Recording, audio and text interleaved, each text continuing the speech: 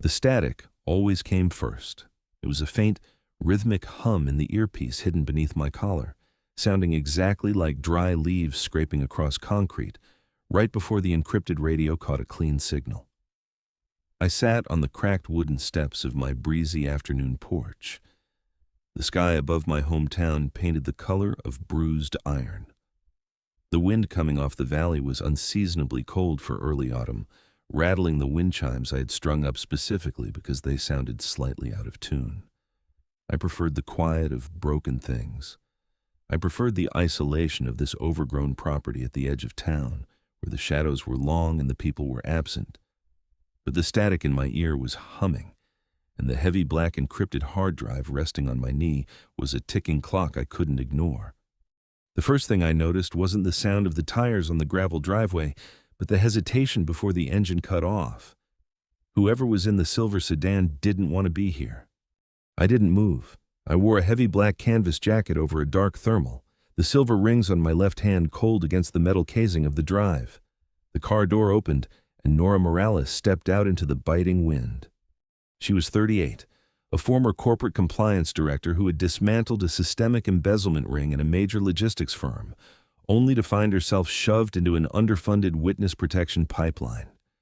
I knew her file. I knew everything about her. As a private intelligence contractor specializing in background architecture and secure exfiltration, I read the ghosts of people's lives before I ever met them.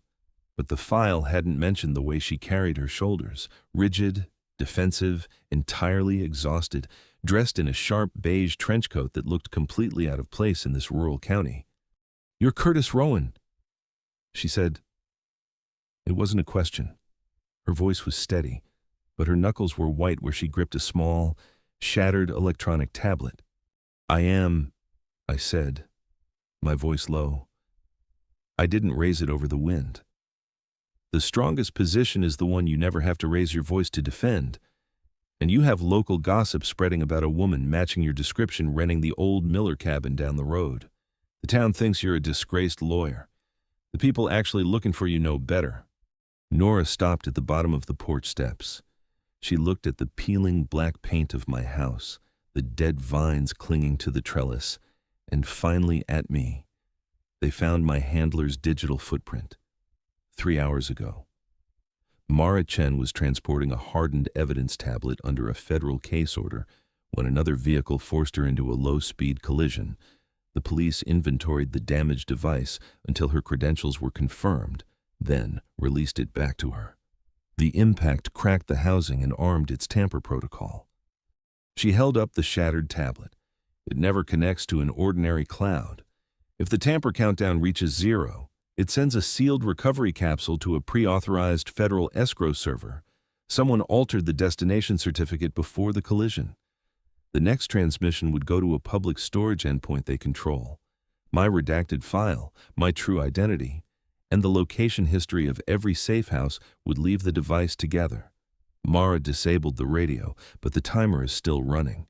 She said you were the only contractor in 200 miles who could isolate the memory, preserve the evidence, and stop the transfer without corrupting the file. Her phone vibrated before I could answer. Mara Chen's name filled the screen. Norah put the call on speaker, and Mara read the device serial number, the lawful inventory release receipt, and the remaining tamper window into the record. She had spent 8 weeks moving Norah between temporary locations while the alias transfer package stalled in review. The collision had not created the danger. It had exposed the certificate substitution that had been waiting inside the tablet. Mara authorized me to preserve the hardware and nothing more. Any search beyond the damaged device would require a separate request. I looked at the shattered glass of the device. It was a beautiful mess, a jagged web of catastrophic failure. I handled my best friend's funeral arrangements by replying to every sympathetic text with a thumbs-up emoji, like an absolute coward, I murmured, staring at the broken screen. I'm not great with delicate situations, but I can fix the machine. It was a terrible joke. My timing was off. It always was when I felt cornered by someone else's panic. Norah didn't blink. I don't need you to be great with delicate situations. I need you to be great with data extraction. Can you do it today? Bring it inside, I said, standing up and opening the heavy oak door. The interior of my house was dimly lit, smelling of ozone, old paper, and burnt coffee. My workspace was a massive oak dining table covered in soldering irons, Faraday bags, and air-gap terminals. I pulled a wooden chair out for her. She sat down carefully, keeping her coat on, her eyes scanning the dark, archaic aesthetic of the room. "Did you eat yet?" I asked, not looking at her, pulling a set of precision screwdrivers from a velvet-lined case. "I had coffee at 4 this morning," Norah said. I opened a drawer, retrieved a sealed protein bar, and slid it across the table toward her. I didn't make a production of it. I just wanted her baseline blood sugar stable while we worked. Warmth through worry. It was the only way I knew how to do it. "Eat," I said softly. "The brain burns glucose when it's terrified." She looked at the bar, then at me. "Thank you." I sat across from her and placed the shattered tablet on a grounding mat. The screen was ruined, the spiderweb cracks catching the low light of my desk lamp. "There's poetry in a broken screen," I noted quietly, slipping a razor-thin pry tool under the bezel. "It forces you to look past the surface to see the machinery underneath." "The machinery underneath is going to get me killed if that sinks," she said, her voice tight. "It won't, I promised." I placed the device inside a Faraday enclosure before touching the antenna array. "You sit there and eat."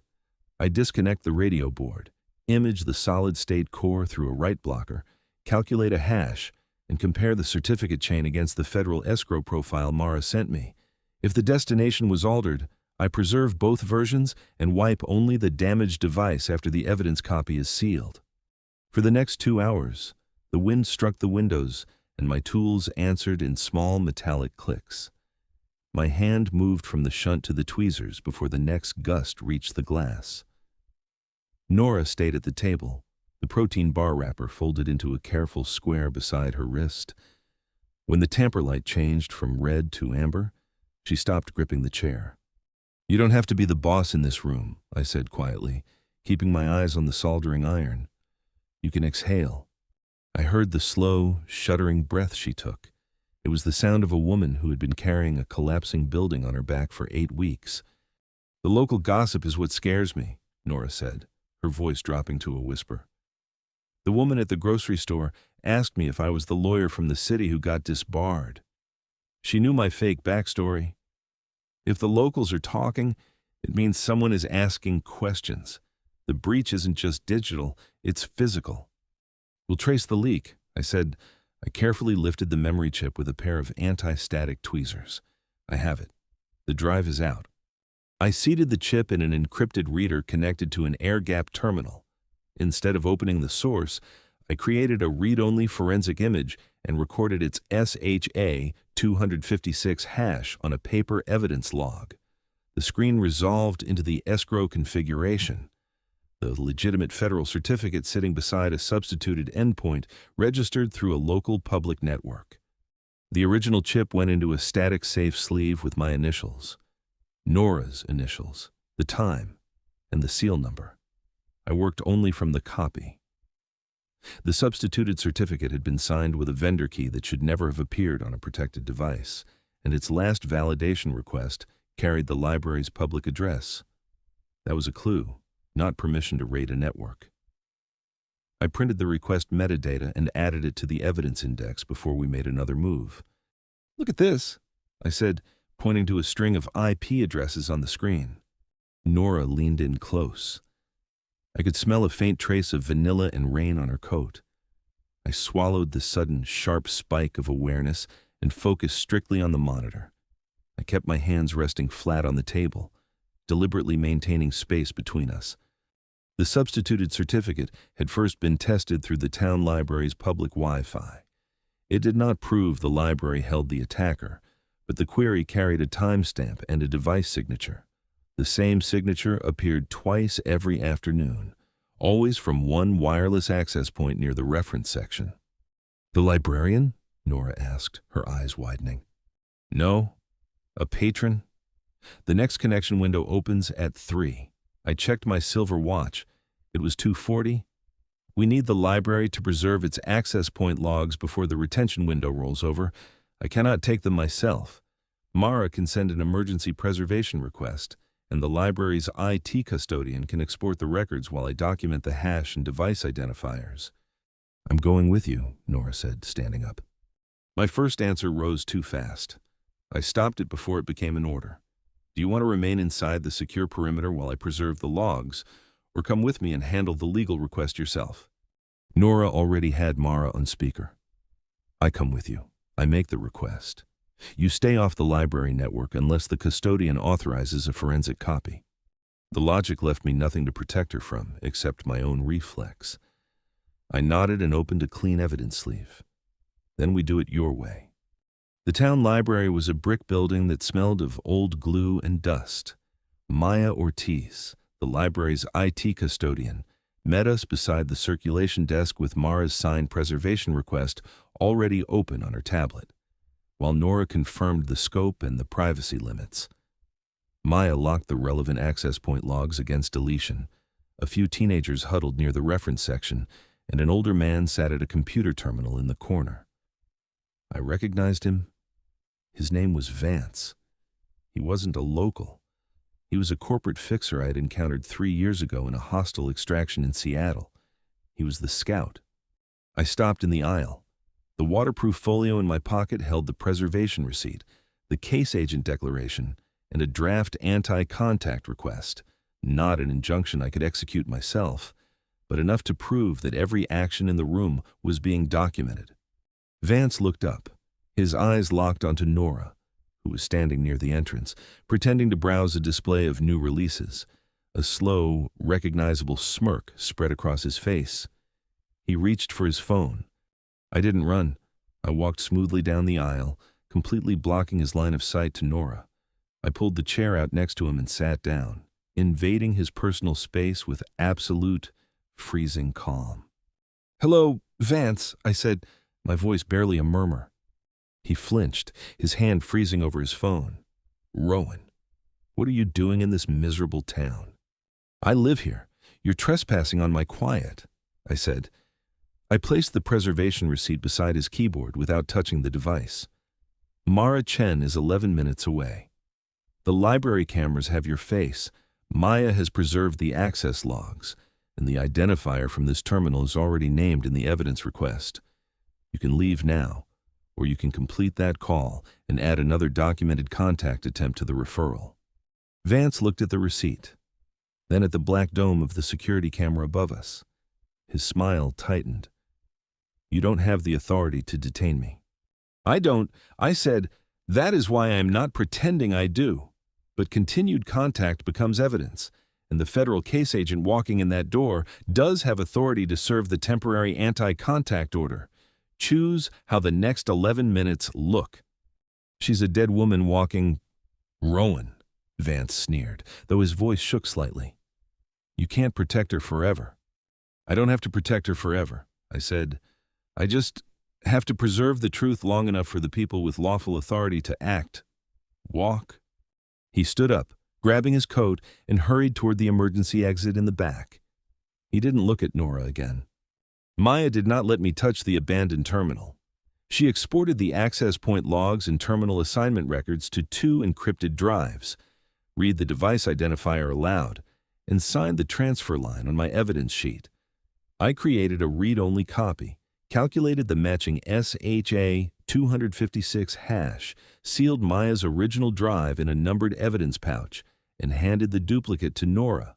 The terminal's MAC history matched the signature embedded in the substituted escrow certificate. Norah reviewed the scope before Maya released anything. The export contained only connection times, assigned terminal numbers, and device identifiers for the 30-minute window named in Mara's request. Patron account data remained masked. Maya printed the library's retention policy and attached it to her declaration, so no one could later claim the logs had appeared from nowhere. When all 3 of us signed the custody sheet, Norah photographed the sealed pouch and sent the image to Mara through the case portal. Mara arrived before we finished. She reviewed the seal number, Maya's export report, and the camera timestamp. Outside, 2 federal marshals photographed Vance's rental car before serving the anti-contact order at the next intersection. He was not arrested that afternoon. but his device and movements were now tied to a formal interference referral instead of one private contractor's threat. "We need to go," I said. Norah kept the duplicate evidence drive in her own hand as we walked out. We drove back to the house in silence. The rain had started to fall, heavy and cold, drumming against the roof of the car. At the dining table, Norah uploaded the signed preservation request through Mara's case portal while I transmitted the hash report and containment map. Federal counsel Daniel Pike filed an emergency anti-contact request and a motion preserving the logistics firm's relevant accounts and communication records. No assets were frozen by my keyboard. The court simply ordered the firm not to destroy evidence or contact Norah pending review. "It's contained for tonight," I said when the receipt number appeared. "The altered certificate is isolated. The library records are sealed, and Vance cannot lawfully approach you. The firm still gets a hearing. They just do not get to erase the trail before it starts." Norah stood by the edge of the dining table. She looked at the shattered tablet, then at me. "You didn't even raise your voice," she said softly. "The strongest position is the one you never have to raise your voice to defend." I repeated the old metaphor, rubbing the back of my neck. "I heard him," Norah said. Her voice caught slightly. "I heard what he called me. A dead woman walking." "He's a parasite," I said, my voice hardening instantly. "He feeds on fear. He doesn't know anything about you. He doesn't know your resilience. He just knows how to intimidate." I looked away, staring at the dark window. "I should have moved faster. I should have secured the logs before he even saw you." "Curtis, look at me." I turned back. "You stepped between a corporate mercenary and me, and you dismantled him with a piece of paper and your own absolute stillness," she said. "You didn't fail." A loose strand of hair had fallen across her cheek. My hands stayed in my coat pockets. I stepped back far enough to leave a clear path between her and the door, then opened the policy template on the terminal. "I need to draft the final policy update for the federal marshal," I said, my voice strictly professional. "We have a deadline tomorrow morning. The court requires a dated next step plan to finalize your new alias." Mara's written request arrived at 7:10 the next morning. A dated identity security policy, an evidence index, and a risk control schedule before the court would approve any long-term alias transfer. Norah took the legal sections. I drew the data flow from the hardened tablet through the legitimate escrow server, marked every trust boundary, and attached the hashes for the device image and Maya's export. We argued over one sentence for 12 minutes because she wanted immediately and I wanted within 10 minutes of verified compromise. At noon, she found my screwdriver tray aligned by size. "You reorganized my tools." "They were staging a rebellion," she said. "They were arranged by emotional significance." She looked at the smallest screwdriver. "That explains why this one looked terrified." The laugh escaped both of us before either could stop it. Then she returned to the policy and changed immediately to within 10 minutes, which was how I knew I had won without deserving it.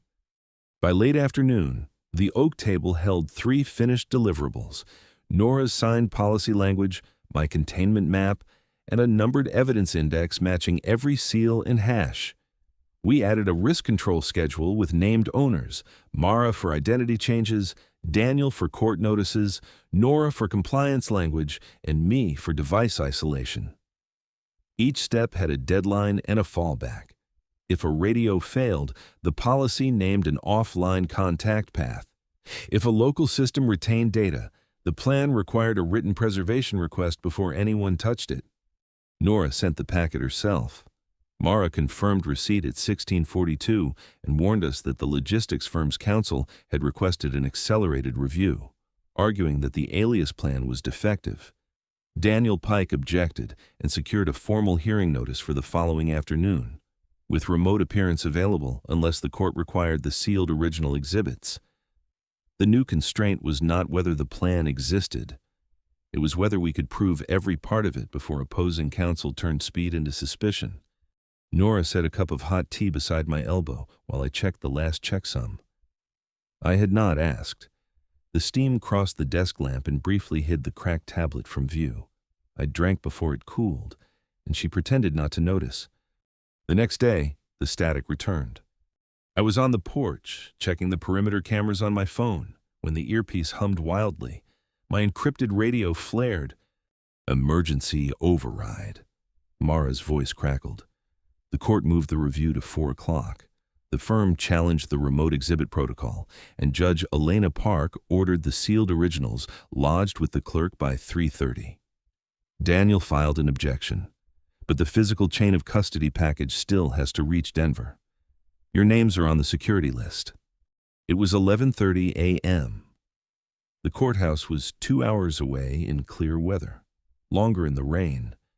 The hearing would not erase Norah's protection if we missed a minute, but the court could extend the temporary order without approving the permanent alias, leaving her in the same exposed limbo that had already lasted 8 weeks. Norah was on the couch with the final policy open beside her. "Do you want me to carry the folio while you drive, or do you want the evidence in your hands?" I asked. She closed the file. "I'll drive. You keep the folio dry and stay on the call with Daniel." The highway was gray with rain, but there was no frantic weaving and no promise that a judge would arrest anyone on sight. Daniel walked us through the filing order while I checked each seal against the evidence index. Norah drove with both hands steady on the wheel. At 1:26, Mara confirmed that Judge Park had denied the firm's request to unseal Norah's original file before the hearing. At 2:10, Daniel confirmed the temporary protective order would remain active no matter how the review ended. Near the city, the radio hissed once and went quiet. Norah glanced at my hands around the folio. "Curtis, your fingers are shaking." "Cold," I said. She reached into the door pocket and handed me a dry microfiber cloth. Of course, I dried my hands and retied the evidence pouch. The small kindness did not slow us down. It made the next step cleaner. We parked 3 blocks from the courthouse at 2:58 p.m. and walked through the rain beneath one umbrella that was too small for both of us. At the security desk, Mara met us with Daniel Pike. We surrendered our phones, passed the folio through inspection, and watched the clerk verify every seal without opening it. By 3:19, the original evidence was logged. We waited outside courtroom 3B while Daniel filed the intake receipt. The static had stopped. In the silence, Norah touched the edge of the folio. "If they raise their voices in there, I don't want you answering for me." "I won't," I said. "You present the policy. I explain the technical record only if Judge Park asks." She nodded. The strongest position did not need volume. It needed the right person holding the right document. At 4 o'clock, the courtroom doors opened. Judge Elena Park sat beneath the seal, with Clerk Samuel Ives at the side desk. The logistics firm appeared through outside counsel, its emergency motions stacked in 3 red folders. Daniel sat beside Norah. I took the chair behind them, close enough to pass the containment map and far enough that no one could mistake whose hearing it was. "Your Honor," Norah said when the clerk called the matter, "I am present and ready to submit the final identity security policy." Her voice did not rise above the hum of the ventilation system. The firm's counsel argued that the accelerated review proved the protection plan had failed. Norah let him finish.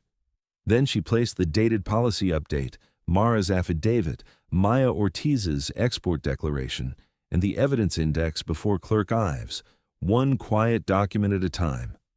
The opposing counsel objected to the library records. Judge Park looked to me.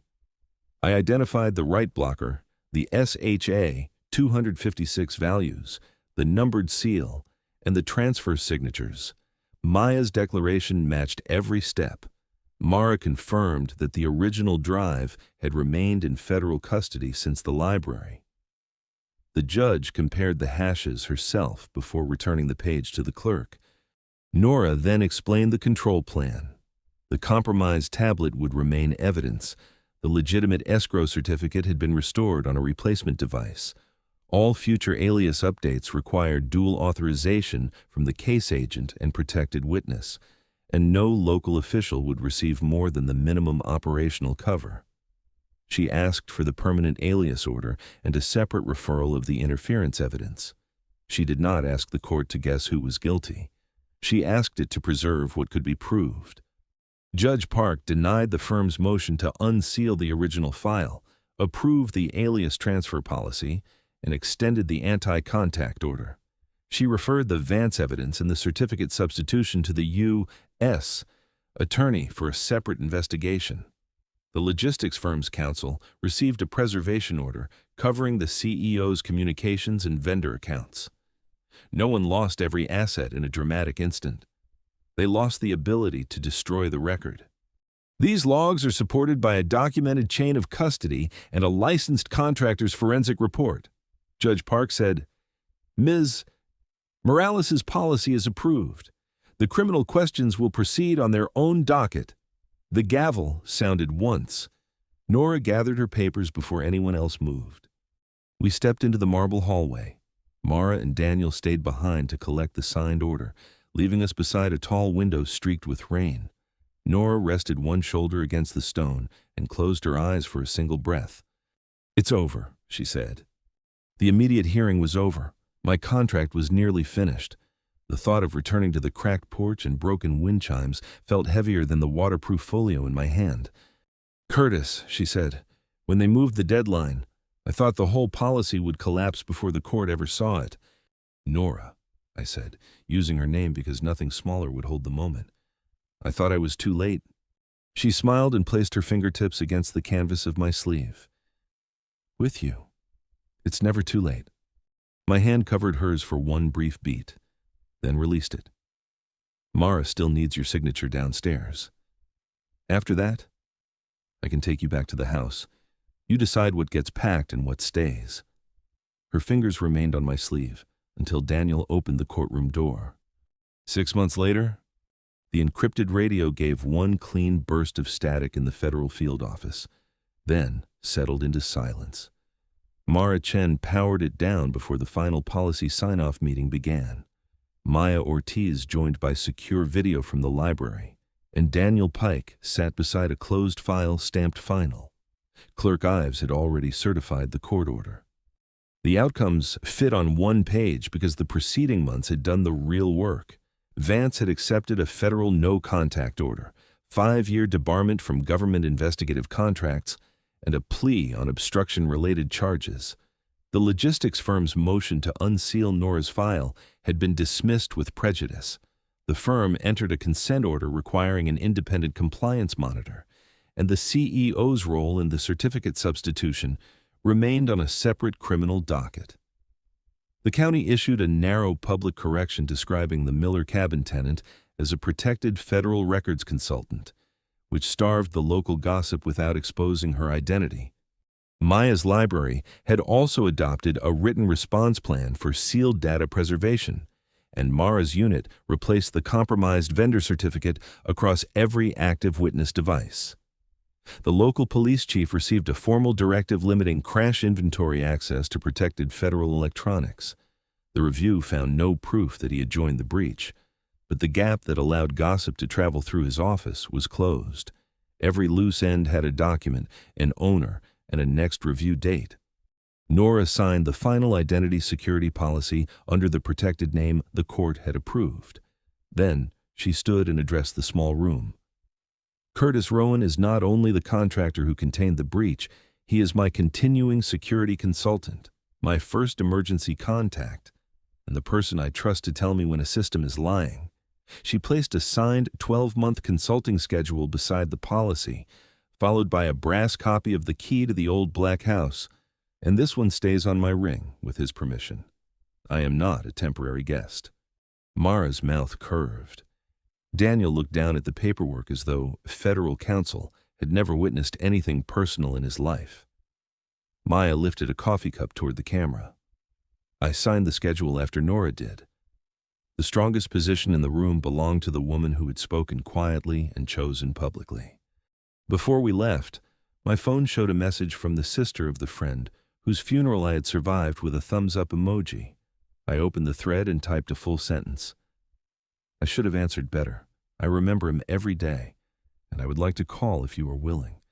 I pressed send before I could replace it with a symbol.